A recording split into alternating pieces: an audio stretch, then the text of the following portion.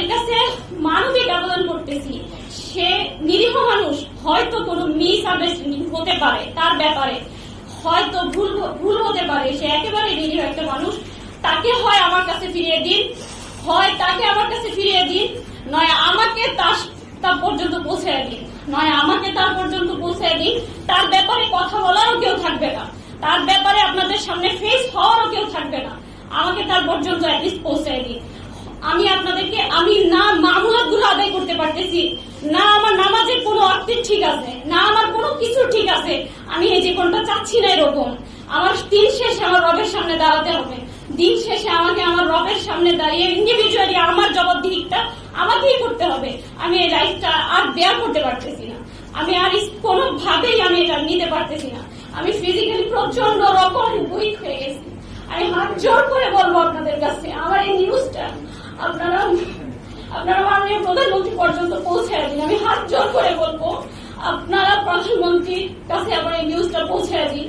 উনি যেন অতি সত্বর অনেক অল্প সময়ের মধ্যে উনাকে আমাদের কাছে ফিরিয়ে দেন। উনি একেবারেই নিরীহ সাধারণ একটা মানুষ, ঠিক আমি যেমন, ঠিক উনি যেমন, ঠিক আমি যেমন, আমরা প্রত্যেকে নিরীহ মানুষ।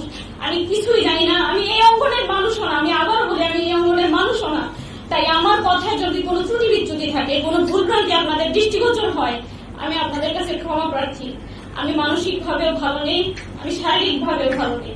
আমার পক্ষ থেকে আমি আপনাদের বোন, আমি ওনাকে অনেক ভালোবাসি, আমি আপনাদের বোন। জাস্ট আমি ওনাকে ফিরে পেতে চাই। আমি আপনাদের বোন, আপনারা সবাই আমাকে একটু হেল্প করবেন। আমি আপনাদের বোন। আমি আর এর বেশি কিছু আপনাদেরকে আমি বলতে পারতেছি না, আমি আর বেশি কিছু আর আপনাদেরকে বলতে পারতেছি না, আমি আর পারতেছি না, আমি জাস্ট কিছু পারতেছি না, আমি আর কিছু পারতেছি না। আমার পক্ষ থেকে প্রধানমন্ত্রী পর্যন্ত লেটার দেওয়া হয়েছে, আমি ডিবি কার্যালয়ে গিয়েছি, আমি র্যাব সদর দপ্তর গিয়েছি, পুলিশ হেডকোয়ার্টার গিয়েছি, এবং প্রত্যেকের কাছে আমার পক্ষ থেকে একটা লেটার পৌঁছে দেওয়া হয়েছে। আমি আসার আগে র্যাব হেডকোয়ার্টার থেকে র্যাবের ডিজি স্যারের সাথে দেখা করে এসেছি। উনি আমাকে আশ্বস্ত করেছেন যে আমাদের কাছে নেই, অ্যাটলিস্ট আমাদের কাছে থাকলে আমি আপনাকে ইনফর্ম করতে পারতাম, আমাদের কাছে নেই। আমি তার সার্বিক সহযোগিতা কামনা করে এসেছি যে আপনি আমাকে সাহায্য করেন। তিনি আমাকে আশ্বস্ত করছেন, তিনি তার নাম্বারগুলো রেখেছেন, তিনি বলেছেন যে আমরা দেখতেছি, যদি কোনো খবর পাই আমরা জানাবো। আমাকে প্রশ্ন করেছেন, আপনি কি মনে করেন যে সে আমাদের প্রশাসনের কাস্টাডিতে আছে?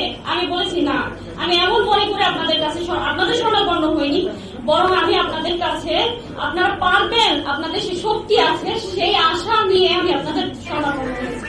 আপনারা চাইলে অনেক অল্প সময়ের মধ্যে সম্ভব, এমন একটা নিরীহ মানুষের উপরে কি জন্য এই ধরনের একটা অভিযান হবে? উনি তো একেবারেই সাধারণ মানুষ, হয়তো কোনো ভুল বোঝাবুঝি হতে পারে। ওনাকে ফিরিয়ে দিন, আল্লাহর ওয়াস্তে ওনাকে ফিরিয়ে দিন। আমাকে একটা সাউন্ড লাইফ লিড করার মতো একটা পরিস্থিতি তৈরি করে দিন। আমি কিছুই করতে পারতেছি না, আল্লাহর ওয়াস্তে ওনাকে ফিরিয়ে দিন। আপনারা চাইলে অনেক কিছু অনেক সহজভাবেই সম্ভব। আমি আপনাদের কাছে আবারও ক্ষমা প্রার্থী যদি আমার কথার মধ্যে কোনো ভুল বিচ্যুতি আপনাদের দৃষ্টিগোচর হয়ে থাকে। আমি আমার কথা শেষ করতেছি, এই মেসেজটুকুই আমার পক্ষ থেকে আপনারা পৌঁছে দিবেন। আমি কথা শেষ করার আগে আপনাদেরকে আবারও ধন্যবাদ জানাচ্ছি।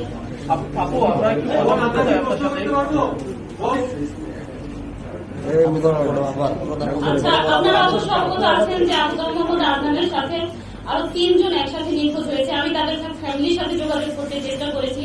আসলে রংপুরের এরা ফ্যামিলিগত ভাবে মানুষগুলো এমন যে তাদের মানে হয়তো বা আমি জানি না, তারা খুবই নিরীহ অথবা হয়তো বুঝতেছে না। আমি তাদের সাথে যোগাযোগ করেছি, আসার জন্য বলেছি যে আমরা ব্রিফিং আয়োজন করেছি কনফারেন্সের, কিন্তু তারপরে তাদের রেসপন্সটা ছিল এমন যে হ্যাঁ আপু আপনি করতেছেন, আপনি করতে থাকেন, আমরা আসতে পারলাম না, এই ধরনের। তো দুঃখিত যে আমি তাদেরকে আপনাদের সামনে উপস্থিত করতে পারিনি। তিনটা মানুষ, আমি একজন মানুষ কার সহ, এটা অবশ্যই কোনো প্রাইভেট কোন সংস্থার কাজ হতে পারে না। জাস্ট এটুকুই আমার ধারণা, এটা কোনো প্রাইভেট ভাবে তাকে গুম করা হয়েছে, এটা হতেই পারে না। প্রশাসন চাইলেই অনেক অল্প সময়ের মধ্যে এটা একেবারে সম্পূর্ণরূপে উদ্ঘাটন করতে পারে। একদম চুলচেরা, মানে আর বাকি থাকবে না এখানে। প্রশাসন যদি এখানে হস্তক্ষেপ করে অল্প সময়ের মধ্যে এই বিষয়টাই সুরাহা করা সম্ভব।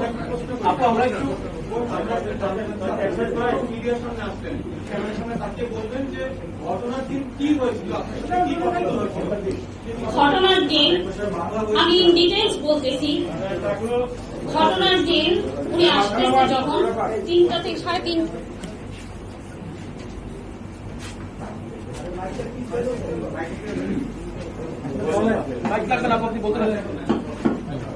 উনি 3:30টায় কি 3টা কি 3:30 আনুমানিক, আমি এক্সাক্ট টাইমটা বলতে পারছি না, তখন উনি বের হয়, রওনা করেন তার বগুড়া একটা প্রোগ্রামের উদ্দেশ্যে। বগুড়া একটা প্রোগ্রামের উদ্দেশ্যে রওনা করে, সাথে ফিরোজ ভাই এবং মুহিত ভাই নামে 2 ব্যক্তি তার সাথে ছিল সফরসঙ্গী হিসেবে। আর যার তার নাম হচ্ছে আমির, সে নিজেই ড্রাইভ করতেছে। এই 4 জন বগুড়ার প্রোগ্রামের উদ্দেশ্যে রওনা করে। উদ্দেশ্য ছিল প্রোগ্রাম শেষ করে ঢাকা ফিরবে, ঢাকা আমার কাছে উনি আসবেন। কিন্তু 4টার দিকেই, আমি টাইম এক্স্যাক্টলি আপনাদের বলতে পারবো যদি ফোনটা চেক করি, 4টার কি তার কিছু পরেই উনি আমাকে কল করে বলতেছে, আমি আর কি তাকে কল করে আস্ক করতে চেয়েছি যে কি খাবার, কি রান্না করবো আর কি। সেজন্য উনি খুবই ফেড আপ হয়, খুব রেগে যায় আমার উপরে, যে কিভাবে আছি, কেমন আছি, এই প্রশ্নটা না করে কিভাবে কি খাবো এই প্রশ্ন করতেছো। তখন সে বলতেছে যে আমার পেছনে 2টা বাইক আমাকে ফলো করতেছে। আমার মনে হচ্ছে যে আমাকে 2টা বাইক ফলো করতেছে।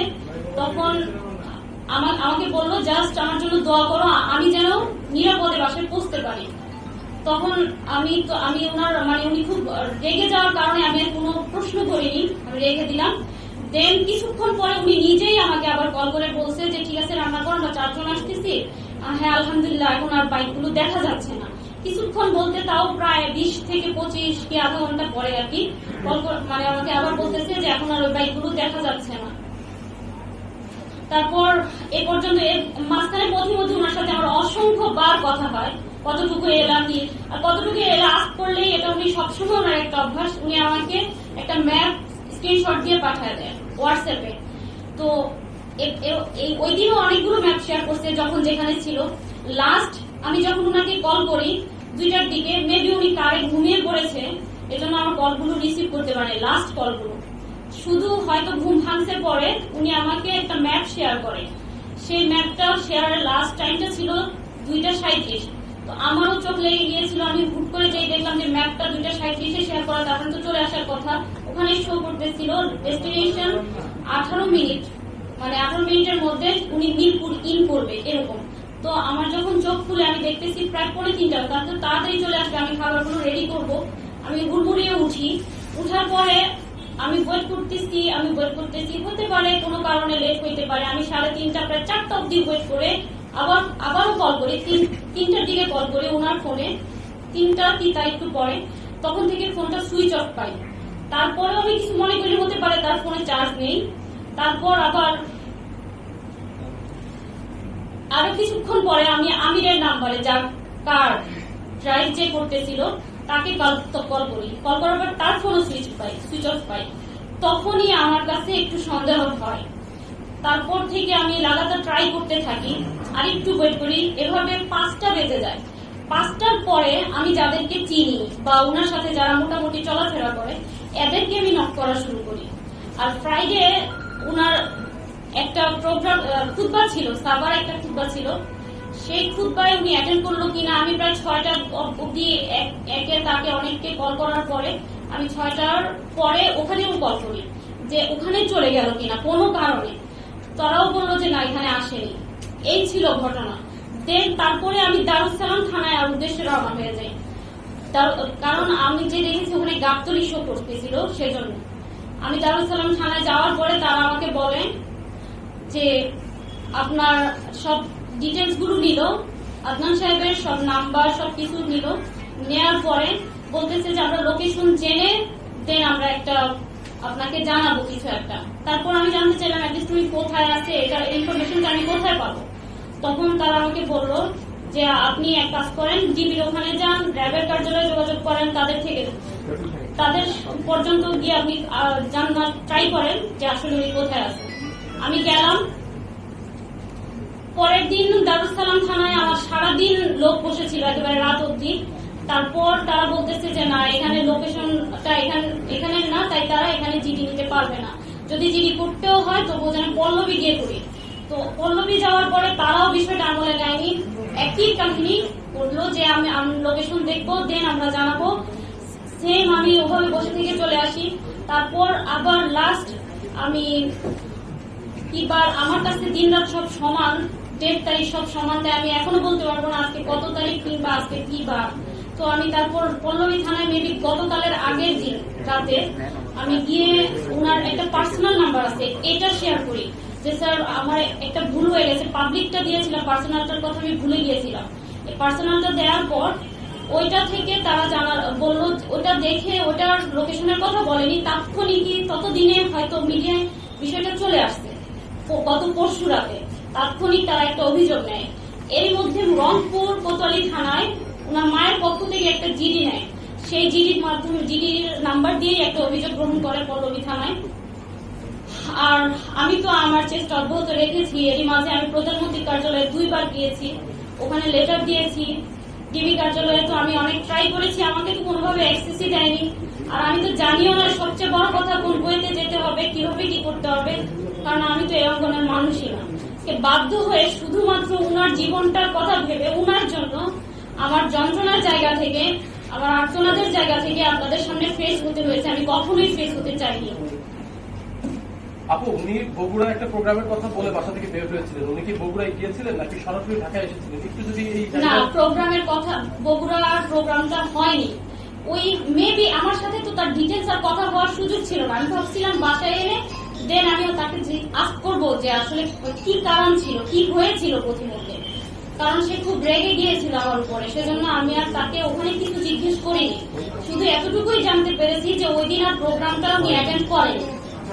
আপনার কি মনে হচ্ছে আসলে কারা দিতে পারে কাদের কাছে? যে উনি কোনো রাজনৈতিক দলের আশ্রয় প্রশ্রয় কখনো ছিল না এবং কোনো বক্তব্য কখনো কোথাও দেয়নি, কিন্তু আপনার ভাষ্য অনুযায়ী তার সাথে যখন আপনার কথা হয়েছে তখন তিনি এক পর্যায়ে বলেছেন যে নতুন গাইড তার গাড়ি ফলো করেছে। এই ধরনের কথা বা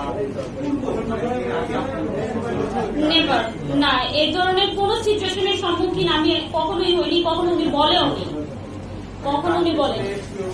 তবে উনি এমনিতে যখন এগুলো নিয়ে কথাবার্তা বলতো, মসজিদে খুতবা বা লেকচারে যেত, মাঝে মাঝে বিচ্ছিন্ন কিছু ঝামেলার সম্মুখীন উনি হতো। সেজন্য হয়তো উনি এই যে বিষয়গুলো দেখা যায় ওনার লেকচারে উনি তুলে ধরেছে যে দেখা ইসলামের কথাগুলো বললে বা হক বিষয়গুলো যদি জি বিগত বেশ কয়েকটা মাস ধরে আপনি ওনাকে নিয়ে কি কারণে বিগত কয়েক মাস ধরে আমি তাকে নিয়ে উদ্বিগ্ন ছিলাম এরকম আমি বলিনি। প্রোগ্রাম যারা আয়োজক তাদের সাথে যোগাযোগ করেছেন কিনা, বা উনি যে প্রোগ্রামটাতে গেলেন বগুড়াতে প্রোগ্রামে যায়নি, প্রোগ্রামটা অ্যাটেন্ড করেনি। না, যারা আয়োজক, যারা এটা আয়োজন না, করলেন, যারা আয়োজক আমি তাদেরকে চিনি না। আর তার কোথায় কখন প্রোগ্রাম থাকে এগুলো সব তো আর আমার সাথে শেয়ার করে না। আমি তো সবার নাম, যেগুলো পোস্টার হয় জাস্ট ওগুলো হয়তো বা আমি জানি। আর খুদবার ওখানে আমি কল করতে পেরেছি এজন্য যে এটা পোস্টার হয়েছিল, আদারওয়াইজ আমি তো জানি না কাদের সাথে তার কথা হচ্ছে। আমি তো আপনাদের সাথে ফেস হচ্ছি, এভাবে তো ফেস হওয়ার প্রশ্নই আসে না। আপু, একটু বলবেন কি আসলে আপনাদের কি মনে হচ্ছে, কারা তাকে অপহরণ করে থাকতে পারে, বা আপনাদের পরিবারের পক্ষ থেকে আপনারা কি মনে করছেন? আইন শৃঙ্খলা রক্ষাকারী বাহিনী কেউ নিয়ে গেছে নাকি অন্য কারোর সাথে তার শত্রুতা ছিল? আমি এত কিছু বুঝি না, আমার শুধু সন্দেহের জায়গা থেকে স্বাভাবিক, হয়তো আমার জায়গায় আপনারা থাকলেও মনে হতে পারে এটা হতে পারে ওইটা হতে পারে, নানান জল্পনা কল্পনা আপনার মনে দানা বাঁধতেই পারে। আমার জায়গায় আপনি থাকলেও এটা হতো। সেই জায়গা থেকে কখনো মনে হয় ওনার ব্যাপারে অনেক সময় অনেকে বিরূপ মন্তব্য করতেন, অনেক সময় ওনার ব্যাপারে অনেকে অনেক রকমের কথা বলতেন। তো মনে হয় যে এজন্যই কি ওনার উপরে কোনো প্রেশার এলো কিনা, বা এজন্যই উনি এত বড় একটা ঘটনার শিকার হলেন কিনা, এজন্যই ওনার লাইফটা বিপন্ন কিনা।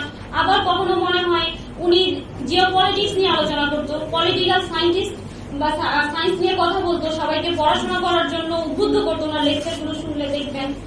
তো মনে হয় এটা কি ইন্টারন্যাশনালি কোনো একটা গোয়েন্দাদের বিষয় কিনা। এক এক সময় আমার মনে এটা আমার হতেই পারে, এক এক সময় এক এক রকমের ধ্যান ধারণা চিন্তা ভাবনা কত কিছুই তো ব্রেনে ঘুরপাক খায়। আমি তো এগুলো বুঝি না ভাইয়া, আপনারা ভালো বুঝবেন আমার যে আসলে কি হতে পারে। আমি জাস্ট ঘটনার সাক্ষী। আমি আপনাদের কাছে আমার তার সন্ধান চেয়ে আবেদন করতেছি। সরাসরি একটা প্রশ্ন করি, হ্যাঁ? সম্প্রতি কিন্তু আপনি জিওপলিটিক্সের কথা বলেছেন, ইসলামিক জিওপলিটিক্সের যে জায়গা, ফিলিস্তিন এবং ইসরায়েলের ঘটনা নিয়ে ওনার অবস্থা থেকে কি সম্পর্কে বলছেন? ফিলিস্তিন ইসরায়েলের বিষয় নিয়ে ওনার অবস্থান বলতে আপনি কি আজ করতেছেন? মানে উনি কোনো বক্তব্য দিয়েছেন? উনি ওনার বক্তব্যগুলোতে তো আছেই, উনি তো ইসরায়েলের ব্যাপারে বলতেনই। আমরা মুসলিম বলতেই আমরা সকলেই আল আকসাকে ভালোবাসি, আর আল আকসার উপরে যাদেরই রক্তচক্ষু থাকবে সে ব্যাপারে আমাদের দিল থেকে একটা তাদের প্রতি বেদনা থাকবে, একটা যন্ত্রণা কাজ করবে। That's it. আচ্ছা আপু, এরকম ঘটনা অনেক সময় দেখা যায় যে আইন শৃঙ্খলা রক্ষাকারী বাহিনী পরবর্তীতে গ্রেপ্তার স্বীকার করে। তো আপনার কি এখানে কোনো আশঙ্কা আছে কিনা? অ্যামনেস্টি ইন্টারন্যাশনাল উদ্বেগ জানিয়েছে, আন্তর্জাতিক কোনো মানবাধিকার সংস্থার সাথে আপনারা যোগাযোগ করেছেন কিনা, কিংবা ফার্দার আপনারা আর কি কি স্টেপ নেবেন ওনাকে পাওয়ার জন্য? জি, আমাদের একটা অলরেডি একটা আবেদন সাবমিট করা হয়েছে। আর হচ্ছে আমি আসলে এ পর্যন্ত আমি এরপরে নেক্সট স্টেপগুলো আমি এখন আমার ব্রেনে নেই। আমি আপনাদের কাছেই আসছি, আমি প্রধানমন্ত্রীর কার্যালয়ে আবার যাওয়ার ট্রাই করব, আমি এভাবেই ট্রাই করে যাব।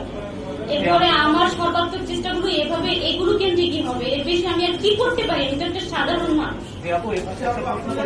আমি যমুনা টেলিভিশন থেকে আসছি।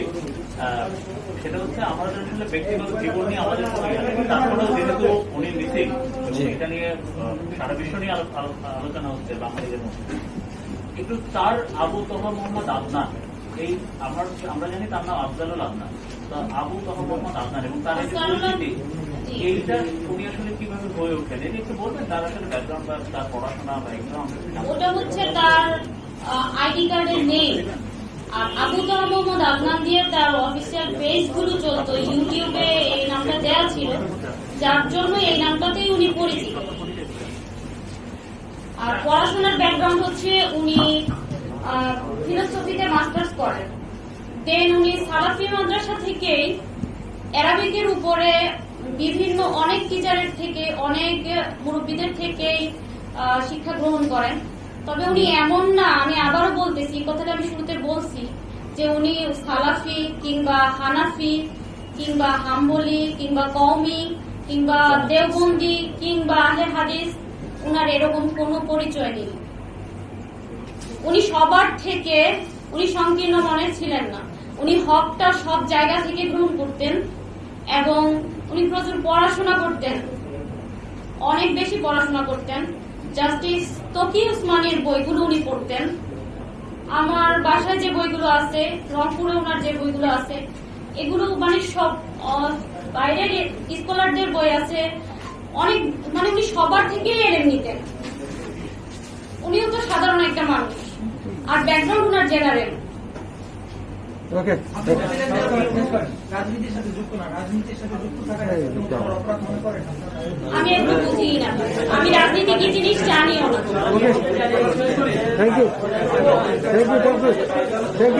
আইনজীবীর কোনো বক্তব্য আছে? আপনারা কি এই যে উচ্চ আদালতে কোনো ধরনের বক্তব্য যাবেন? আপনারা বিচার বিভাগের কোনো আবেদন জানাবেন?